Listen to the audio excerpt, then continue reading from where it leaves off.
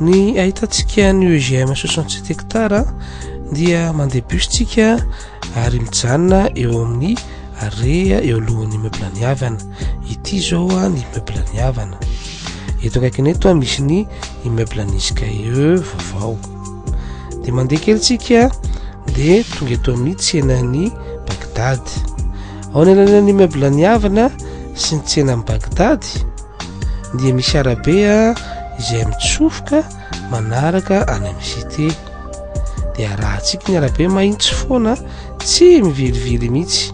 De amin'ny farany ny arabe iny eo mahita plaque hoe EGM. Raha tokositsika ka mandeha fiara de manaraka arabe de mitsofoka eto amin'ny arabe mandalo amin'ny COM, mandalo amin'ny fiangonana katolika, misy ekara katolika, de mandalo amin'ny COM le mpivarotra éponge be da be reo.